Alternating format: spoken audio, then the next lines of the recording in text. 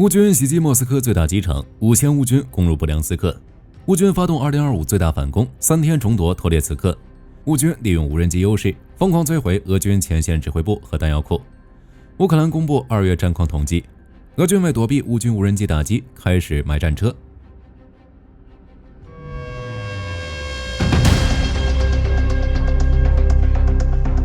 尽管美国威胁中断对乌克兰的军援，但前线的乌军依然在选择战斗，且取得了不错的成就。据俄媒报道称，乌军无人机夜袭俄罗斯最大的谢列梅捷沃机场，导致该机场被迫实施临时管理措施，禁止飞机起降。虽然暂无详细战损披露，但该机场距离莫斯科的市中心仅为27公里，具有极强的象征意义。与此同时，乌克兰还对布良斯克州发射了大型的 E-300无人机。据流出的视频显示，俄防空系统试图击落该架无人机，但没有成功。最终，乌军的 E-300无人机向俄军阵地投掷了一枚 FAB-250 炸弹，引发了剧烈的爆炸。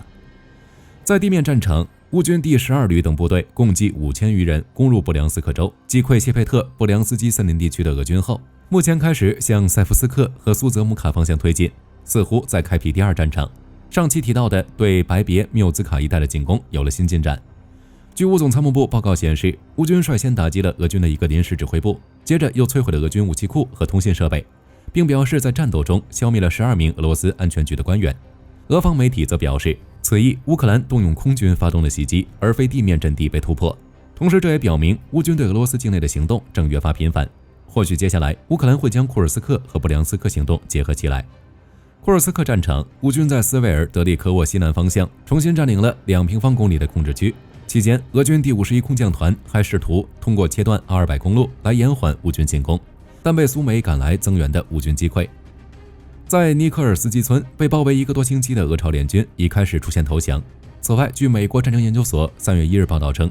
俄军第177海军步兵团等部队开始要求对苏甲南部乌军阵地实施 FAB-3000空袭。在乌克兰战场，乌军发动了今年以来最大规模的反击。综合美国战争研究所、基辅独立报、乌克兰真理报等报道，在俄国防部宣布完全占领托列茨克后，第一时间就将许多俄军部队转移到了其他前线。结果乌军在过去3天里疯狂反击，重新渗透该市，并夺回了托列茨克的大部分地区。据悉，2月27日，乌军从3个方向开始反攻。第一路是从正北的矿区向南推进，这里也是最早升起乌克兰旗帜的地方。第二路是从西北的交通大道向市区推进，先后重新控制了当地至少4条街道。第三路是从西面谢尔比诺夫卡利用森林地形向东推进，目标直至市中心的中央市场。3月1日，乌军收复了大约 0.39 平方公里的土地。同时，一名俄军事博主称，乌军目前正利用无人机优势，在托列茨克西北部的10号矿废料堆、托列茨克市中心的多层建筑街区和中央煤矿，以及托列茨克北部的托列茨卡矿废料堆附近积极进行破坏和侦察任务。而俄军见势不妙，目前已重新派遣增援部队，并开始对体育场和德鲁日比大街周围一些阵地展开争夺。目前激烈的巷战仍在持续。可以说，俄军前线指挥官犯了一个严重错误，可能再次导致托列茨克城市战斗的延长，以及对康斯坦丁诺夫卡进攻的推迟。就连俄罗斯的军事频道也证实，乌克兰在托列茨克取得了不错的反击效果，并和红军村的行动呼应起来，在阻击俄军的同时，也能有效发动反攻。红军村方向，乌俄双方都已证实，乌军成功炸掉了谢里杜河的俄军稳压弹仓库。该弹药库中储存着220毫米重型火箭炮 MLRS 弹药。同时，乌军利用无人机优势，沿红军村外围50多公里战线出击，在乌斯比尼夫卡、乌达奇涅、科特林内、皮恰诺、达斯琴科等方向展开交火。按照俄军前线士兵的说法，他们从来没有见过种类和数量如此多的无人机袭击。乌军一连夺回数个定居点。虽然在俄军反击中又失去了一些，但整体来说，乌军遏制住了俄军攻势。而且有消息称，一名乌军单枪匹马俘获6名俄军。南部战区战线变化不大，但乌军无人机着实发挥了不小的作用。在扎波罗热方向，据乌总参谋部称，乌军2月25日在科帕尼一带精准打掉了一座军用建筑楼。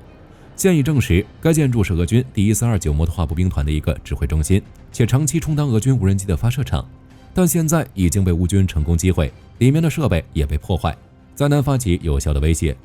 预计接下来乌克兰还会对扎波罗热发起连续打击，重点目标应该是俄军的防空系统。赫尔松方向 ，ABC 新闻援引乌克兰总参谋部的消息称，2月26日夜间，乌军在伊万尼夫卡一带发动袭击，目标直至当地俄军的第14集团军指挥中心。作战过程中，乌军先发射无人机群，吸引俄军防空火力，紧接着动用海马斯导弹，精准打向俄军指挥系统，随即产生了剧烈爆炸。流出的现场画面显示，俄军的阵地燃起不小的火焰，并伴随浓浓的烟雾飘散在赫尔松的上空。最后，克里米亚方向，乌军3月1日也对这里发动了空袭。当地居民称，在夜间听到了多起爆炸声，目前还没有具体的战况传出。不过前2天，据乌总参谋部证实，乌军才刚刚在奥列尼夫卡一带打掉了俄军一套防空系统和移动雷达。据乌总参谋部公布的战果显示，3月1日，乌军共歼敌1050人，俄军伤亡达到了875610人。与此同时，据乌克兰国防部发布的2月份战况统计数据显示，如今俄乌前线战斗强度再次下降，但空袭频率却有了显著增加。据统计，2月共记录了3274次战斗冲突，而1月则为5087次，地面战斗强度有所下降。2月份，俄罗斯战术航空兵投掷了超过3522枚航空炸弹，而1月俄军使用了约2400枚制导航空炸弹，空袭次数有了明显增加，只是造成的损伤正在缩小。因为早些时候，据福布斯披露，乌克兰已经有能力干扰俄罗斯的滑翔炸弹。报道称，俄军的 KAB 和 UMPK 炸弹需要精准的定位系统才能发起有效打击，而如今的乌军电子战系统已能成功干扰俄军的发射信号，这导致这些滑翔炸弹和沙赫德无人机一样，时常偏离航线，而被引爆在田野等战斗区域之外，某种程度上算是抵消了俄军一部分的作战优势。同样的，乌军空袭频率也大幅增加，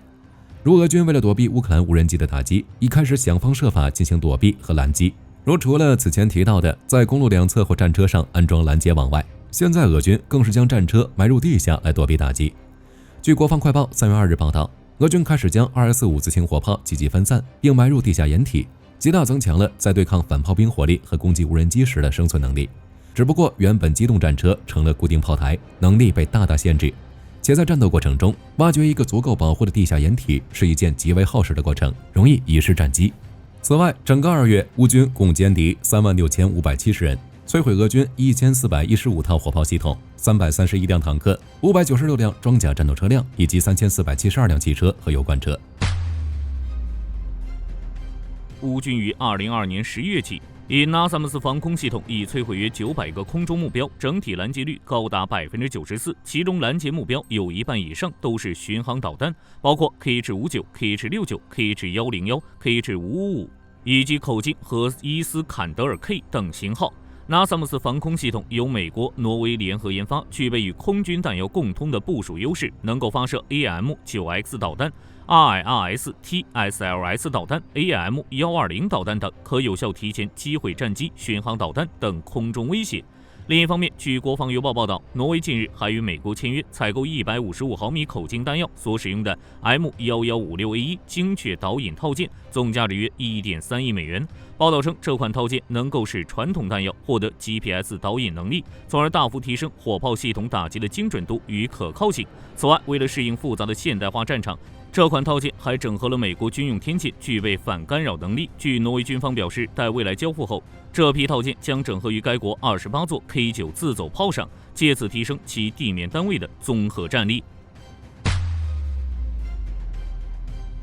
据突破防卫报道，雷神公司推出了一款革命性的认知算法部署系统。相较于传统雷达预警接收器，其主要依赖预载的威胁数据库，难以辨识先进的可重编程数字雷达信号。而 CADS 则通过 AI 技术，能够实时分析敌方雷达信号，并可在关键时刻提醒飞行员执行对应决策。根据报道，在设计方面 ，CADS 采用了开放式架构，支持第三方算法，以便未来进行技术升级。整体的模组安装也极为简便，只需插入即可，无需重新设计原有程序。例如，已成功集成于 AILR69A 雷达预警接收器，且不用大幅改装机体，就能够安装在 F-16战机、C-130运输机以及 KC-46加油机等军机上。